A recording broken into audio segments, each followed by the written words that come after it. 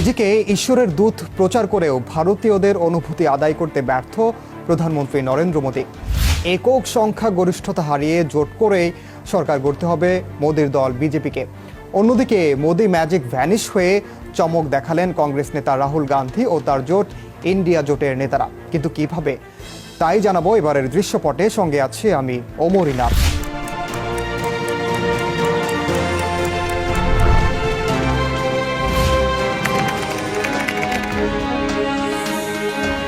লোকসভা নির্বাচনের মাস তিনেক আগে অযোধ্যায় রাম মন্দিরের উদ্বোধন। রামলালার পায়ের সামনে লুটিয়ে পড়েছিলেন প্রধানমন্ত্রী নরেন্দ্র মোদী। গোটা ভোটের প্রচারে হিন্দুত্বকেই নিজের মূল এজেন্ডা বানিয়েছিলেন মোদী, এমনটাই বলছেন বিশ্লেষকরা। প্রথম দফার ভোটের পরই পুরোপুরি হিন্দুত্ব মেরুকরণের প্রচার শুরু করেন নরেন্দ্র মোদী। কখনো তিনি বলেন কংগ্রেস ক্ষমতা এলে হিন্দু মা বোনের মঙ্গলসূত্র কেড়ে নেওয়া হবে, কখনো বলেন কংগ্রেস এলে হিন্দুদের সম্পত্তি ভাগ করে দেবে যাদের বেশি সন্তান তাদের মধ্যে। কংগ্রেস ক্ষমতা এলে রাম মন্দির ভেঙে দেয়া হবে বলেও মন্তব্য করেন মোদী। কিন্তু শেষ বেলায় এসে যখন বুঝলেন এত কিছুতেও বিশেষ লাভ হচ্ছে না, তখন সোজা নিজেকে ঈশ্বরের দূত হিসেবে প্রচার করা শুরু করলেন। কিন্তু এত কিছুর পরও শেষ রক্ষা হয়নি। দেশটির নির্বাচন কমিশন ঘোষিত ফলাফলে দেখা গেছে ক্ষমতাসীন দল ভারতীয় জনতা পার্টি বিজেপি সবচেয়ে বেশি 240টি আসন পেয়েছে। অপরদিকে প্রধান বিরোধী দল কংগ্রেস 99টি আসন পেয়েছে। ভারতের পার্লামেন্টের নিম্নকক্ষ 543 সদস্যের লোকসভায় সংখ্যাগরিষ্ঠতা পেতে একটি দল বা জোটের 272টি আসন প্রয়োজন। তবে নরেন্দ্র মোদীর বিজেপির নেতৃত্বাধীন জোট এনডিএ 293টি আসন পেয়েছে। অন্যদিকে কংগ্রেসের নেতৃত্বাধীন জোট ইন্ডিয়া পেয়েছে 233টি আসন। 2019 সালের লোকসভা নির্বাচনে এনডিএ জোট পেয়েছিল 353টি আসন। ভারতের লোকসভা নির্বাচনে ভোট প্রাপ্তির হিসাবে প্রধানমন্ত্রী নরেন্দ্র মোদীর চেয়েও বড় জয় তুলে নিয়েছেন কংগ্রেস নেতা রাহুল গান্ধী। ক্ষমতাসীন ও বিরোধী দলের দুই শীর্ষ নেতা উত্তরপ্রদেশে লড়েছেন, নিজ নিজ আসনে জয়ী হয়েছেন। তবে মোদীর চেয়ে রাহুলের জয়ে ভোটের ব্যবধান আকাশচুম্বী। 4 জুন ভারতের নির্বাচন কমিশন প্রকাশিত ফল বিশ্লেষণে দেখা যায় উত্তরপ্রদেশের বারাণসী থেকে লড়াই করা মোদী 5,60,000 ভোট পেয়ে জয়ী হয়েছেন। নিকটতম প্রতিদ্বন্দ্বী কংগ্রেস প্রার্থী ও উত্তরপ্রদেশ কংগ্রেসের সভাপতি অজয় রায়ের চেয়ে 1,52,513 ভোট বেশি পেয়েছেন তিনি। এটি এই আসনে মোদীর টানা তৃতীয় জয় হলেও গত নির্বাচনের চেয়ে এবার তার ভোট কমেছে। বারাণসীতে এবার মোদীর ভোট কমেছে 9% বেশি। তিনি এবার পেয়েছেন 6,12,970 ভোট, যা মোট প্রাপ্ত ভোটের 54.24%। অন্যদিকে অজয় পেয়েছেন 4,60,457 ভোট বা 40.74%।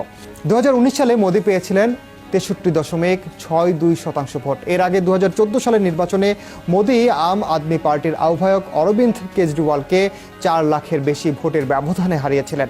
আর 2019 সালে সমাজবাদী পার্টির প্রার্থী শালিনী যাদবের চেয়ে 4,80,000-এর বেশি ভোটে জয় তুলে নিয়েছিলেন। কিন্তু এবার তিনি মাত্র 1.5 লাখ ভোট বেশি পেয়েছেন।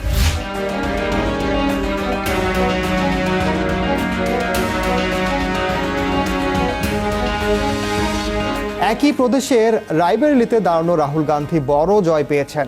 আসনটিতে প্রায় 4 লাখের বেশি ভোটের বিশাল ব্যবধানে তিনি হারিয়েছেন ক্ষমতাসীন বিজেপির প্রার্থী দীনেশ প্রতাপ সিংকে।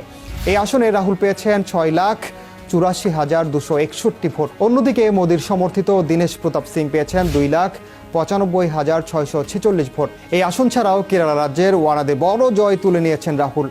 নির্বাচন কমিশনের তথ্য অনুযায়ী গান্ধী পরিবারের এই সদস্য আসনটিতে নিকটতম প্রতিদ্বন্দ্বীর চেয়ে 3.5 লাখের বেশি ভোটের বিশাল ব্যবধানে জয়ী হয়েছেন। সেখানে রাহুল পেয়েছেন 6,47,445 ভোট। অন্যদিকে ভারতের কমিউনিস্ট পার্টির প্রার্থী অ্যানি রাজা পেয়েছেন 2,83,023 ভোট। এর আগে 2019 সালের লোকসভা নির্বাচনেও আসনটিতে বিশাল সংখ্যক ভোট পেয়ে জয়ী হয়েছিলেন রাহুল। সেবার 10,92,197 ভোটের মধ্যে তার পক্ষে পড়েছিল 7,06,367 ভোট।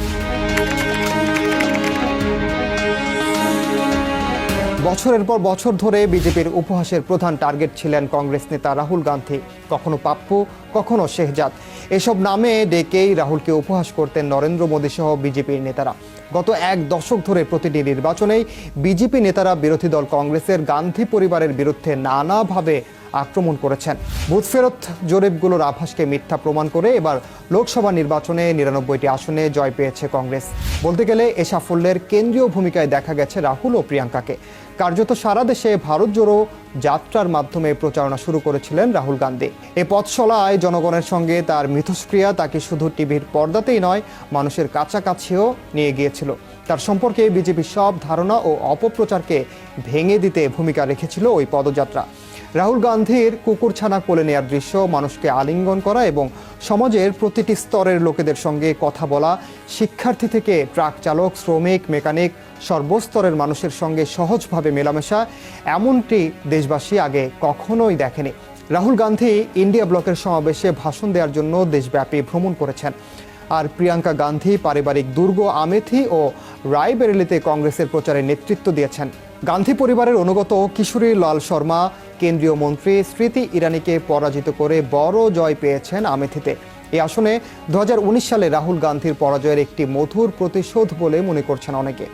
2024 সালের নির্বাচনে তুখোর বক্তা হিসেবে আবির্ভূত হয়েছিলেন প্রিয়াঙ্কা।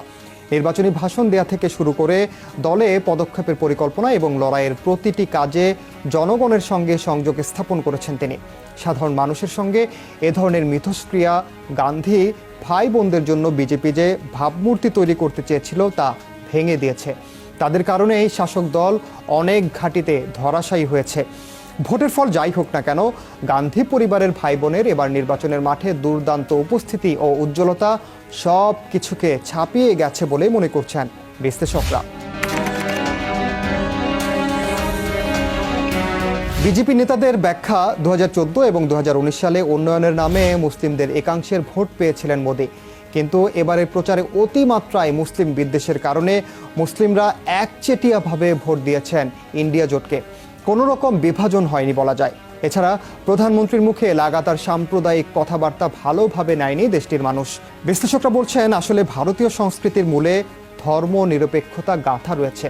সেটাকে অতিমাত্রায় আঘাত করায় সুশীল সমাজে বিরূপ প্রভাব পড়েছে। অন্যদিকে অতিমাত্রায় হিন্দুত্বের প্রচারে সরকারের বহু ভালো কাজও চাপা পড়ে গেছে বলেই মনে করছেন বিশ্লেষকরা। এই যেমন G20-র সফল আয়োজন, 80 কোটি মানুষকে রেশন দেয়া, উজ্জ্বলা যোজনা, কোভিডের সময় সরাসরি টাকা দেয়া, দেশবাসীকে বিনামূল্যে টিকা, এসব সেভাবে প্রচারেই আসেনি বলে মনে করছেন বিজেপির অনেক নেতা।